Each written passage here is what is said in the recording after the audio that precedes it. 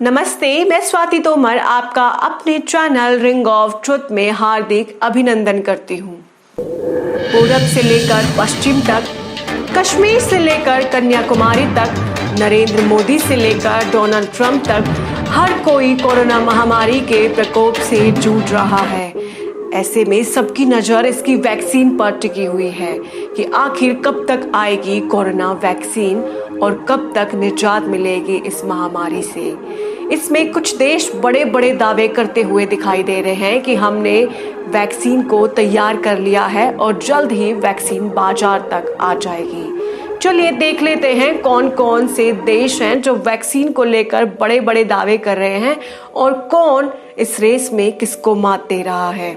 सबसे पहले उसी देश की बात कर लेते हैं जहां से ये फसाद और जहां से ये मुसीबत ने जन्म लिया था। जी हाँ, मैं बात कर रही हूँ चीन की।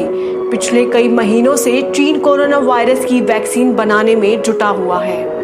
अब उसका ये मिशन कितना कामयाब होता है ये तो वक्त ही बताएगा। फिलहाल तो उसके इस इंस्टीट्यूशन की बात कर लेते हैं जहां रिसर्च का काम चल रहा है।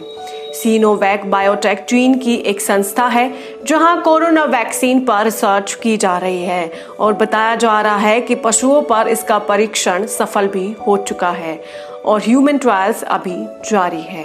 इसके बाद दूसरे नंबर पर आता है इटली। यहाँ भी कोरोना संक्रमित आंकड़ों ने अप्रैल महीने में आसमान को छू लिया था। इस महामारी से लड़ने के लिए इटली भी कोरोना वैक्सीन बनाने को लेकर बड़े बड़े दावे करने में बिल्कुल भी पीछे नहीं है। इटालियन रिसर्चर्स का दावा है कि वो सफलता के बेहद करीब है। साथ ही दावा करने वाली ताकीस की सीईओ लुइगी का कहना है कि हमारे वैज्ञानिकों ने एक टीका बनाया है जो पहले ट्रायल्स में ही मानव कोशिकाओं में वायरस को बेअसर करने में सक्षम हो गया है।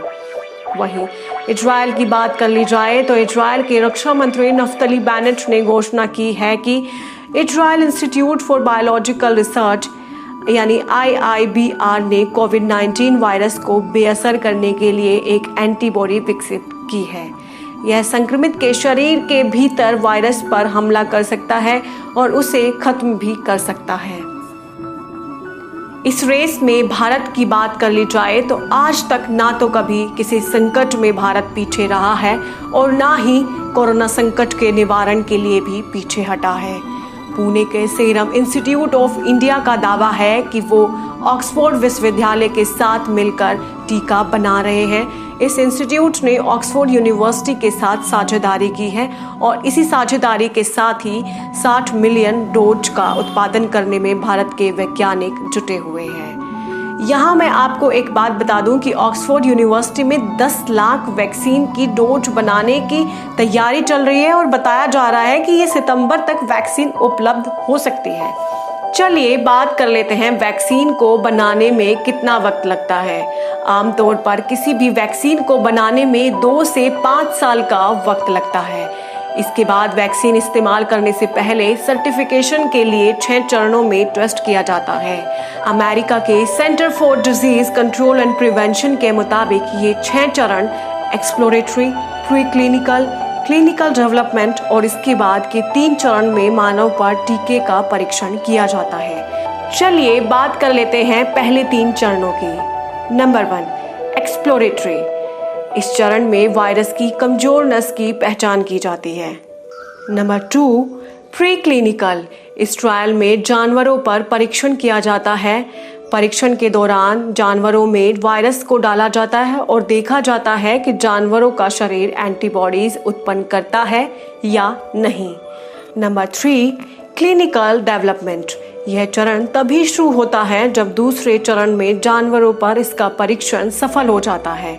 तीसरे चरण में ही वैक्सीन के सैंपल को अमेरिका के FDI और भारत के DCGI में परीक्षण की शुरुआत होती है। तीसरे चरण के दौरान कम से कम 100 लोगों पर इसका परीक्षण किया जाता है और इसी चरण में सबसे ज्यादा वक्त भी लगता है। देखा जाता है कि इसका कोई गलत प्रभाव तो नहीं पड़ रहा है।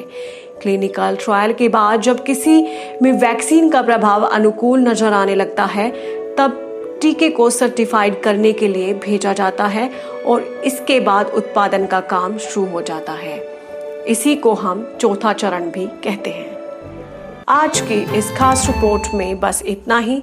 अगर आपको मेरा वीडियो पसंद आया है तो लाइक एंड सब्सक्राइब जरूर करें।